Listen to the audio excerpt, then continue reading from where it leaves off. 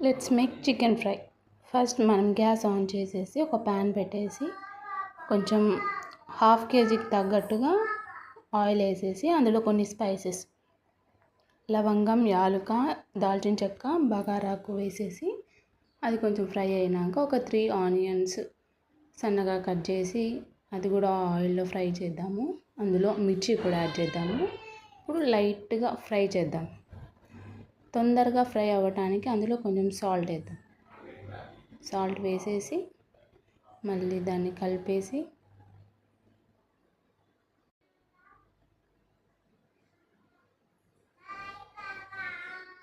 ఒక 5 మినిట్స్ తర్వాత కొంచెం ఫ్రై అయిపోయినాయి. ఇంకొక 2 మినిట్స్ అయితే ఇంకొంచెం బ్రౌన్ కలర్, లైట్ బ్రౌన్ కలర్లో వచ్చాక మనం ఒక 1 టీ స్పూన్ అల్లం వెల్లుల్లి పేస్ట్ యాడ్ చేసేద్దాం. యాడ్ చేశాక అది కొంచెం ఫ్రై చేద్దాము. ఒక 1 మినిట్ అలా ఫ్రై చేశాక కొంచెం పసుపు యాడ్ చేద్దాం. పసుపు యాడ్ చేశాక కొంచెం అరోమా బాగా వస్తుంది, స్మెల్ బాగుంటుంది. అక్కడే తెలిసిపోతుంది మనకు అది నాన్ వెజ్ ఏదో రెడీ చేస్తున్నామని. అది కొంచెం పచ్చివాసన పోయేదాకా ఫ్రై చేసేద్దాం. ఫ్రై చేశాక కొంచెం పచ్చివాసన పోనిచ్చాక చికెన్ యాడ్ చేసేద్దాం. చికెన్ యాడ్ చేసేసి మొత్తం కలిపేసి ఒక 2 మినిట్స్ అలా పెట్టాం కానీ అందులోంచి కొంచెం వాటర్ బయటకు వస్తాయి.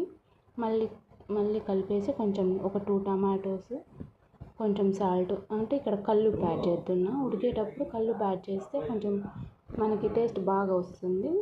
యాడ్ చేసేసి మొత్తం కలిపేసి పైన ఒక లిడ్ పెట్టేశాక కొన్ని వాటర్ యాడ్ చేసేసి ఒక 10 మినిట్స్ అలా బాయిల్ చేస్తే మంచిగా పీస్ అనేది మనకు మెత్తగా ఉడుకుతుంది.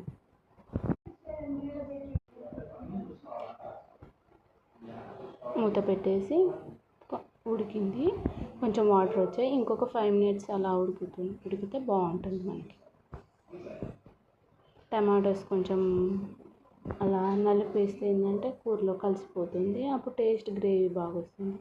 మనకు ఫ్రై అయినా కొంచెం గ్రేవీ ఉంటే రైస్లో బాగుంటుంది. అందుకని కొన్ని టమాటోస్ యాడ్ చేసుకుందాం.